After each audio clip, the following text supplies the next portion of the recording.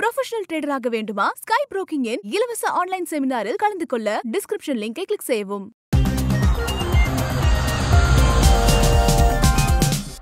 நாணயம் சேனல் நேயர்களுக்கு அன்பு வணக்கம். மியூச்சுவல் ஃபண்ட்ஸில் மொத்த முதலீடு சிறந்ததா அல்லது மாதந்தோறும் செய்யக்கூடிய எஸ்ஐபி அப்படிங்கிற முதலீடு சிறந்ததா அப்படிங்கிறத பற்றி தான் இன்றைக்கி பேச போகிறோம். இப்போ மொத்த முதலீடு அப்படின்னா என்ன? அதாவது லம்சம் இன்வெஸ்ட்மெண்ட். ஸோ உங்ககிட்ட வந்து ஒரு கணிசமான தொகை இருக்குது, ஒரு ஆர்டி மெச்சூர் ஆகிருக்கலாம், உங்களுக்கு ஒரு போனஸ் கிடைச்சிருக்கலாம், இல்லை பூர்வீக சொத்து ஏதாவது விற்று உங்களுக்கு வந்து கையில் ஒரு லம்சம் அமௌண்ட் கிடைச்சிருக்கும். இப்போ இந்த அமௌண்ட்டை ஒரு ஃபண்ட்லேயோ ஒரு 4 ஃபண்ட்லேயோ நீங்கள் ஏற்கனவே தேர்வு செய்திருக்க ஃபண்ட்ஸில் ஒரே நாள் போய் ஒட்டுமொத்தமாக இன்வெஸ்ட் பண்ணுறது தான் லம்சம் இன்வெஸ்ட்மெண்ட். மிகவும் எளிமையான ஒரு விஷயம். ஏன்னா சரி, எனக்கு இந்த காசு வந்து அடுத்த 7 வருஷத்துக்கு வேண்டாம், இன்றைக்கி நான் இன்வெஸ்ட் பண்ணிட்டேன் அதோட நான் 7 இயர்ஸ் கழிச்சு தான் வித்ட்ரா பண்ண போகிறேன் அப்படிங்கிறவங்களுக்கு இந்த லம்சம் இன்வெஸ்ட்மெண்ட் ரொம்ப எளிமையான ஒரு இன்வெஸ்ட்மெண்ட் யுக்தியாக இருக்கிறது. பட் எஸ்ஐபி அப்படிங்கிறது என்ன? அது சிஸ்டமேட்டிக் இன்வெஸ்ட்மெண்ட் பிளான்.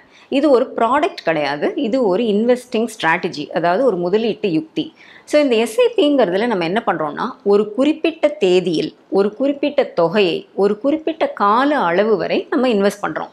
உதாரணத்திற்கு மாதந்தோறும் 5ஆம் தேதி நான் வந்து 10,000 ரூபாயை இந்த ஒரு ஃபண்டில் போட போகிறேன், அதுவும் எவ்வளோ நாளைக்கு, 36 மாதத்துக்கு போட போகிறேன் அப்படின்னு ஒரு செட்டப் பண்ணி வச்சிடுறது தான் எஸ்ஐபி. ஸோ இப்போ வந்து ஒரு புது ஃபினான்ஷியல் இயர் தொடங்குது. ஏப்ரல் மாதம் 5ஆம் தேதி 10,000 ரூபாய் ஆட்டோ டெபிட் ஆக போகுது உங்கள் பேங்க் அக்கௌண்ட்லேருந்து, இந்த ஃபண்டுகளை இன்வெஸ்ட் ஆக போகுது. அந்த அன்னைக்கு இந்த ஃபண்டினுடைய என்ஏவி, அதாவது விலை எவ்வளோ இருக்குன்னு பாருங்கள். ஒரு 100 ரூபாய் இருக்குன்னு வச்சுக்கலாம். அப்போ 100 ரூபாய் இருந்ததுன்னா உங்களுக்கு 100 யூனிட்ஸ் அலோகேட் ஆகும். இப்போது அதே ஃபண்ட் நீங்கள் வந்து மே மாதம் 5ஆம் தேதி வாங்க, அந்த ஃபண்டு வந்து கொஞ்சம் கரெக்டாக இருக்குதுன்னு வச்சுக்கலாம். அதாவது அதோட ப்ரைஸ் வந்து குறைந்திருக்கிறது, 100லேருந்து 95 ருபீஸாக இருக்குது அப்படின்னா நீங்கள் இன்வெஸ்ட் பண்ண போகிற தொகை என்னமோ 10,000 ரூபாய் தான்.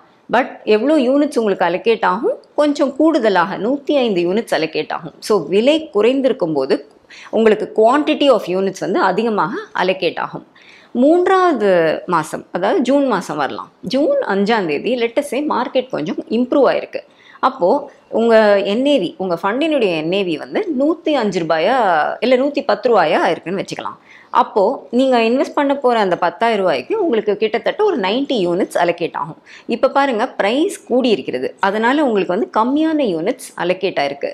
ஸோ ஓவரால் இந்த 3 மாத பீரியட் மட்டுமே எடுத்துக்கிட்டு நம்ம ஆவரேஜ் கம்ப்யூட் பண்ணலாம். 3 மாதம் 10,000 × 3, நீங்கள் 30,000 ரூபா இறக்கிருக்கீங்க. இந்த 30,000த்துக்கு உங்களுக்கு வந்து உங்களுக்கு அலோகேட் ஆன யூனிட்ஸ் பார்த்தீங்கன்னா கிட்டத்தட்ட 295 யூனிட்ஸ் அலோகேட் ஆகிருக்கு. So average price of 1 unit என்ன அப்படின்னு கம்ப்யூட் பண்ணிங்கன்னா 101 ரூபாய் வருது. அந்த குறைவான விலையான 95 ருபீஸும் கிடையாது, அதிகமான விலையான 110ம் கிடையாது. இந்த மாதிரி மாதம் மாதம் கொஞ்சம் கொஞ்சமாக வாங்கி, அதுவும் என்ன பண்ணுது, இந்த எஸ்ஐபி ஸ்ட்ராட்டஜி உங்களுக்காக மார்க்கெட்டில் பார்கெயின் பண்ணுது. ப்ரைஸ் ஜாஸ்தி ஆகிடுச்சா எனக்கு கம்மியான யூனிட்ஸ் கொடு போகிறோம், இல்லை ப்ரைஸ் கம்மியாக இருக்கா எனக்கு நிறைய யூனிட்ஸ் கொடு அப்படின்னு சொல்லி உங்களுக்கு வந்து அதுவே ஆட்டோமேட்டிக்காக பார்கெயின் பண்ணி உங்களுக்கு நல்ல விலையை வாங்கி கொடுக்குது. இதனால் உங்களோட காஸ்ட் ப்ரைஸ் அதோட ஆவரேஜ் கம்மியாகுது. இது வந்து ஒரு நல்ல விஷயம். ஏன்னா நம்ம நாளைக்கு ஒரு 3 வருஷம் கழிச்சோ 5 வருஷம் கழிச்சோ நீங்கள் விற்க போகும்போது selling price minus cost price தானே உங்களோட கெயின்ஸ். ஸோ உங்கள் காஸ்ட் ப்ரைஸ் கம்மியாக இருந்தால்தான் உங்களுடைய ரிட்டர்ன்ஸ் என்ஹான்ஸ்டாக இருக்கும். ஸோ என்ஹான்ஸ்டு ரிட்டர்ன்ஸை உங்களுக்கு கொடுப்பதற்கு இந்த எஸ்ஐபி பேருதவியாக இருக்கிறது. 2வது விஷயம், டைமிங் சேலஞ்ச். இப்போது மார்க்கெட்டை பொறுத்த வரைக்கும் என்ன பண்ணுறோம், ஒரு சில வல்லுநர்கள் இன்றைக்கி இன்வெஸ்ட் பண்ண போகிறோம் அப்படின்னா அவங்க என்ன ரெக்கமெண்டேஷன் கொடுக்குறாங்கன்னு ஃபஸ்ட்டு வந்து நியூஸ் பார்க்குறோம். சில சொல்கிறாங்க, இப்போ மார்க்கெட் வந்து ரொம்ப பீக்கில் இருக்குது, இப்போ வந்து நீங்கள் உள்ளே நுழையாதீங்க, நுழைஞ்சிங்கன்னா உங்களுக்கு வந்து லாஸ் ஆகிடும், ஸோ வெயிட் பண்ணுங்கள், ஒரு கரெக்ஷன் ஆகட்டும், அந்த கரெக்ஷன் ஆனதுக்கப்புறம் நீங்கள் உள்ளே நுழைஞ்சிங்கன்னா உங்களுக்கு நல்ல ரிட்டர்ன்ஸ் கிடைக்கும். ஸோ நீங்களும் உங்கள் கேஷ் ஹோல்டிங்கை வச்சுட்டு வெயிட் பண்ணுறீங்க. துரதிர்ஷ்டவசமாக மார்க்கெட் வந்து ஆப்போசிட் டைரெக்ஷனில் போயிடுது, அதாவது மார்க்கெட் இறங்காமல் ஏறி விட்டது. அப்போது வந்து நீங்கள் என்ன சொல்லுவீங்க, ஐயோ நான் ஆப்பர்ச்சுனிட்டியை மிஸ் பண்ணிட்டேன் அப்படின்னு சொல்லுவீங்க. இப்போது இதே ஆப்போசிட் கூட நடக்கலாம். வேறு சில வல்லுநர்கள் அதே இண்டெக்ஸ் லெவலை பார்ப்பாங்க, அவங்க பார்த்துட்டு இல்லை இதுதான் வந்து பெஸ்ட் டைம் டு இன்வெஸ்ட், ஏன்னா இப்போ நீங்கள் இன்வெஸ்ட் பண்ணிங்கன்னா மார்க்கெட்ஸ் வந்து பல மடங்கு ஏறும், சீக்கிரமாக ஏற தொடங்கும் அப்படின்னு சொல்லுவாங்க. அவங்க பேச்சை நம்பி நீங்கள் ஒட்டுமொத்தமாக ஒரு லம்சம் இன்வெஸ்ட்மெண்ட்டாக நீங்கள் மார்க்கெட்டில் இறக்கிட்டிங்கன்னா ஒரு 1-2 வீக்ஸ்லேயே எதிர்பாராத ஏதோ ஜியோ பொலிட்டிக்கல் ஈவெண்ட் நடக்குது, இல்லை சம் மேக்ரோ ஈவெண்ட் நடக்குது, அதனால் மார்க்கெட்ஸ் அஃபெக்ட் ஆகி ஒரு 10% கரெக்ட் ஆகிடுச்சுன்னா you will already be sitting on negative returns. So இந்த மாதிரி வந்து லம்சம் இன்வெஸ்டிங் பண்ணும்போது நம்மளுக்கு இந்த டைமிங் சேலஞ்சுங்கிறது ஒரு க்ரூஷியல் ஃபேக்டராக இருக்குது. இதை எப்படி ஓவர் கம் பண்ணலாம் அப்படின்னா, இந்த எஸ்ஐபி வந்து நம்மளுக்கு ரொம்ப அழகாகவும் எளிமையாகவும் இதை ஓவர் கம் பண்ண வைக்குது. அதனால நீங்கள் வந்து இது நல்ல டைமா இது கெட்ட டைமானெல்லாம் நீங்கள் வந்து யோசிக்கவே வேண்டாம். ஆட்டோமேட்டிக்காக எஸ்ஐபி உங்களுக்கு வந்து இந்த டைமிங் சேலஞ்சை ஓவர் கம் பண்ணுறதுக்கு ஹெல்ப் பண்ணுது. ஏன்னா மாதம் மாதம் நீங்கள் இன்வெஸ்ட் பண்ணிக்கிட்டே தான் இருக்க போகிறீங்க, ஒரு குறிப்பிட்ட தொகையை தான் நீங்கள் போட்டுட்டு வரீங்க. அதனால் மார்க்கெட்ஸ் ஏறினாலும் நீங்கள் இன்வெஸ்ட் பண்ணுவீங்க, இறங்கினாலும் இன்வெஸ்ட் பண்ணுவீங்க. மூன்றாவது விஷயம் டிசிப்ளின்ட் இன்வெஸ்டிங். இப்போ பார்த்தீங்கன்னா நிறைய பேருக்கு வந்து ஒரு இலக்கு இல்லாமல் ஒரு அதாவது எனக்கு ரிட்டர்ன்ஸ் வேணும் அப்படின்னு ரிட்டர்ன் சேஸ் மட்டும் பண்ணிட்டு இருப்பாங்க. அந்த மாதிரி ஒரு இலக்கு இல்லாமல் இன்வெஸ்ட் பண்ணுறவங்க வந்து மார்க்கெட்டில் எவ்ரிடே ஃப்ளக்சுவேஷன்ஸ் இருக்குங்க. ஷார்ட் டேர்மில் ஸோ மெனி ஃப்ளக்சுவேஷன்ஸ் வந்துகிட்டே இருக்கும். அப்போ என்ன பண்ணுவாங்க, பயம் வந்துடும். ஐயோ நம்ம போட்ட காசு வந்து போயிடுமா, கேபிட்டல் வந்து எனக்கு திரும்பி வராதா அப்படின்னு சொல்லி ஒன்று அந்த போட்ட காசை எடுத்துருவாங்க, இல்லைனா வந்து அந்த எஸ்ஐபியை கண்டினியூ பண்ண மாட்டாங்க. ஸோ இலக்கு இல்லாமல் ஒரு லட்சியம் இல்லாமல் நம்ம ஒரு இன்வெஸ்ட்மெண்ட்டை தொடங்கினா நம்மளே அதுக்கு கமிட்டடாக இருக்க மாட்டோம். ஸோ ஒரு இலக்கு, அதாவது உங்கள் வாழ்க்கையில் சில கோல்ஸ் இருக்குது. உங்கள் பிள்ளைங்களை படிக்க வைக்கணும், உங்களோட ரிட்டையர்மெண்ட், இல்லைனா உங்களுடைய வீடு வாங்குதல், இந்த மாதிரி உங்களுக்கு வந்து குறுகிய கால லட்சியங்கள் இல்லை நீண்ட கால லட்சியங்கள்லாம் இருக்கும். ஒரு லட்சியத்துக்காக தான் நம்ம ஒரு எஸ்ஐபி ஸ்டார்ட் பண்ணுறோம் அப்படின்னு நீங்கள் டைப் பண்ணிட்டீங்கன்னா மார்க்கெட்டில் ஃப்ளக்சுவேஷன் ஆகுதோ இல்லையோ உங்களுக்கு தெரியும். பையன் வந்து படிக்க போகிறதுக்கு இன்னும் 7 வருஷம் இருக்குது, நான் வந்து இன்னிலேருந்து மாதம் மாதம் சேர்த்தா தான் அந்த காலேஜ் எக்ஸ்பென்சஸ்க்கு உண்டான கார்பஸை என்னால் சேர்க்க முடியும் அப்படின்னு உங்களுக்கு நல்லா தெரியும். ஸோ அந்த கோல் பேஸ்ட் இன்வெஸ்டிங் நீங்கள் பண்ணிங்கன்னா நீங்கள் கண்டிப்பாக கமிட்டடாக இருப்பீங்க, டிசிப்ளின்டாக மாதந்தோறும் இன்வெஸ்ட் பண்ணிக்கிட்டே இருப்பீங்க. ஏன்னா மார்க்கெட்டை பொறுத்த வரைக்கும் the time in the market is more important than timing the market. So இந்த டிசிப்ளின்ட் இன்வெஸ்டிங்கும் உங்களுக்கு இந்த எஸ்ஐபி யுக்தி கொடுத்துடும். ஸோ இந்த 3 பெரிய அட்வான்டேஜஸும் இது கொடுத்துருக்கு. இதற்கு என்ன அத்தாட்சி அப்படின்னு பார்த்தீங்கன்னா, இன்றைக்கி கிட்டத்தட்ட 3 கோடி ரீட்டைல் இன்வெஸ்டர்ஸ் ஒரு மாதத்திற்கு எஸ்ஐபியில் இன்ஃப்யூஸ் பண்ணுற ஃபண்ட்ஸே வந்து 14,000 crores இருக்குது.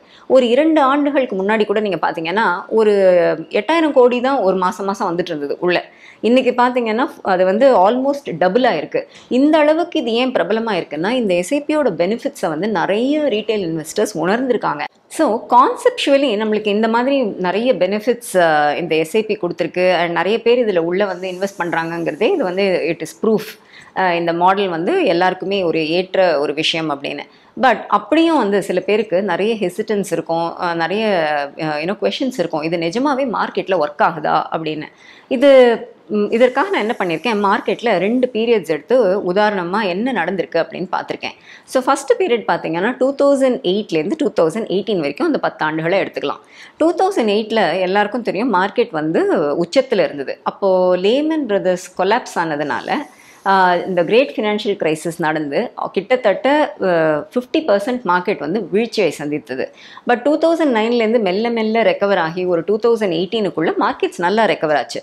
ஸோ சப்போஸிங் நீங்கள் வந்து 2008 மார்க்கெட் உச்சத்தில் இருக்கும்போது ஒரு லம்சம் இன்வெஸ்டிங் பண்ணியிருக்கிறவராக இருந்திருந்த வெளியில் நடுப்புற இந்த தடுமாற்றம் இருந்து வெளில வராமல் பரவாயில்ல நான் 10 வருஷம் கழித்து தான் எனக்கு அந்த காசு வேணும்னு if you state in the market, உங்களுடைய லம்சம் ஆனுவலைஸ்டு ரிட்டர்ன்ஸ் பார்த்தீங்கன்னா 10 ஆண்டுகள் கழித்து ஒரு 15% கிடச்சிருக்கு.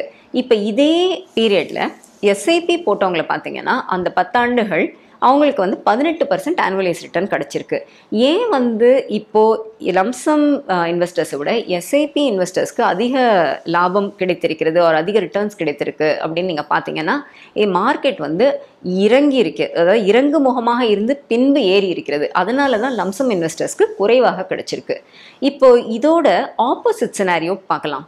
2011லேருந்து 2021 இந்த டைமில் பார்த்தீங்கன்னா மார்க்கெட்ஸ் வந்து ஏறுமுகமாகவே தான் இருந்திருக்கிறது. அப்போ வந்து 2011 பிகினிங்கில் ஒரு இன்வெஸ்டர் லம்சம் போட்டிருக்காரு அப்படின்னு வைங்க, 10 ஆண்டுகள் கழித்து அவங்களுடைய ஆனுவலைஸ் ரிட்டர்ன்ஸ் பார்த்தோன்னா அவருக்கு 18% ரிட்டர்ன் வந்திருக்கு. இதுவே எஸ்ஐபி முதலீடு செய்த இன்வெஸ்டர்ஸ்க்கு பார்த்தீங்கன்னா ஒரு 16% தான் ரிட்டர்ன் வந்திருக்கு. மார்க்கெட் ஏறுமுகமாக இருக்கும்போது ஆவரேஜ் காஸ்ட் ஏறிக்கொண்டே இருக்கும். அதனால் கொஞ்சம் ரிட்டர்ன்ஸ் குறையலாம் கம்பேர்ட் டு லம்சம் ரிட்டர்ன்ஸ். ஆனால் ஓவரால் ரிட்டர்ன்ஸ் பார்த்தீங்கன்னா நல்ல ரிட்டர்ன்ஸ் தான் வரும். மார்க்கெட்ஸ் இறங்குமுகமாக இருக்கு, இல்லைன்னா நடுப்புற 2-3 பிக் கரெக்ஷன்ஸ் வந்திருக்கு அப்படிங்கிற பட்சத்தில் எஸ்ஐபியில் வழியாக இன்வெஸ்ட் பண்ணுறவங்களுக்கு தான் என்ஹான்ஸ்டு ரிட்டர்ன்ஸ் வரும் compared to lump sum investors. So இந்த இந்த ரெண்டு பீரியடும் நம்மளுக்கு என்ன சொல்லுது அப்படின்னா எஸ்ஐபி இஸ் ஸ்டில் பெட்டர். ஏன்னா இந்த 3 கோடி ரீட்டைல் இன்வெஸ்டர்ஸ் 14,000 கோடி உள்ளே கொண்டு வந்துட்டு இருக்காங்க இல்லையா மாதம். அவங்க அதில் 80% பேர் மாத சம்பளம் வாங்குபவர்கள் தான். அதனால் எல்லாரும் கையில் ஒரு லம்சம் வச்சுக்கிட்டு வெயிட் பண்ணுறதில்ல, நான் இன்றைக்கி லம்சம் போடுறேன் மார்க்கெட் ஏறும் அப்படின்னு சொல்லி. எல்லாருமே மாதந்தோறும் ஒரு வருவாய் ஈட்டி அதில் சிக்கனம் பண்ணி அதில் தான் அவங்க இன்வெஸ்ட் பண்ணுறாங்க. ஸோ இதுதான் இயல்பாக ஒருத்தருடைய வாழ்க்கை முறையில் இன்வெஸ்ட் பண்ணக்கூடிய ஒரு விஷயம். அதனால தான் எஸ்ஐபி இவ்வளவு பிரபலமும் அடைஞ்சிருக்கு. சரி, எந்த விதமான ஃபண்ட்ஸில் இந்த எஸ்ஐபி யுக்தியை நாம் கையாளலாம் அப்படின்னு பார்த்தீங்கன்னா, ஈக்விட்டி மியூச்சுவல் ஃபண்ட்ஸ் ஈக்விட்டி, அது 65% ஈக்விட்டிஸில் ஸ்டாக்ஸில் இன்வெஸ்ட் பண்ணுற ஃபண்ட்ஸ் இருக்கு இல்லையா, அந்த ஃபண்ட்ஸில் நம்ம இன்வெஸ்ட் பண்ணும்போது இந்த எஸ்ஐபி முறையை கையாளலாம். அதே மாதிரி இப்போ நமக்கு நம்மளுடைய வாழ்க்கை லட்சியங்கள் ஒரு 7 ஆண்டுகளோ 10 ஆண்டுகளோ தள்ளி இருக்குது அப்படின்னு ஒரு அக்யூமுலேஷன் பீரியட் வச்சுருக்கவங்க எல்லாருமே இந்த எஸ்ஐபி முறையை கையாளலாம். பட் இன்றைக்கி தான் ரிட்டையர் ஆயிருக்காங்க, இல்லை இன்றைக்கி ஒரு லம்சம் இருக்குது, ரிஸ்க் ப்ரொஃபைலே எனக்கு கிடையாது, நான் வெறும் டெப்ட் ஃபண்டு, நான் வெறும் டேக்ஸ் சேவிங் பர்பஸஸ்க்காக நான் இன்வெஸ்ட் பண்ண போகிறேன் அப்படின்னு சொல்லிட்டு வெறும் டெப்ட் ஃபண்ட்லேயோ இல்லை லிக்விட் ஃபண்ட்லேயோ இன்வெஸ்ட் பண்ணுற லோ ரிஸ்க் ப்ரொஃபைல் இன்வெஸ்டர்ஸ் இருக்காங்க இல்லையா, அவங்க இந்த எஸ்ஐபி முறையெல்லாம் அவங்களுக்கு ஒத்து வராது, அது தேவையும் இல்லை. ஏன்னா டெப்ட் ஃபண்ட் லிக்விட் ஃபண்ட்ஸ் எல்லாம் அந்த ஒர்க்கிங்கே கம்ப்ளீட்டாக டிஃப்ரெண்ட், ஸ்டாக் மார்க்கெட்டை சார்ந்தது இல்லை. அதனால் அவங்க என்ன பண்ணலாம், அவங்களுக்கு லம்சமே ஏற்ற ஒரு யுக்தியாக இருக்கும்.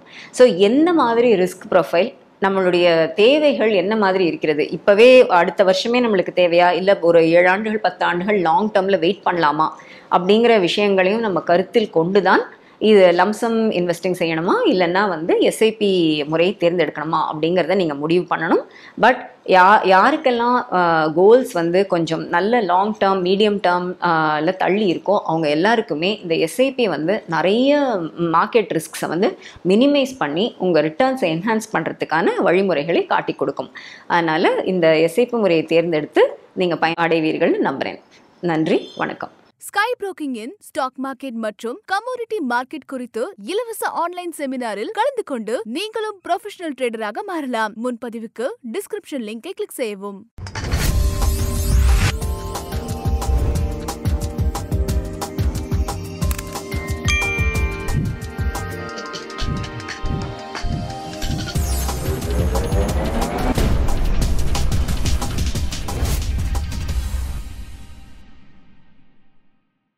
மேலும் நாணயம் விகடன் யூடியூப் சேனல்ல வரப்போற பிசினஸ் மற்றும் பினான்ஸ் சம்பந்தமான வீடியோக்களை உடனே பார்க்க இந்த வீடியோ கீழே உள்ள சப்ஸ்கிரைப் பட்டனை கிளிக் பண்ணுங்க. அண்ட் மறக்காம அந்த பெல் ஐக்கனையும் கிளிக் பண்ணிடுங்க.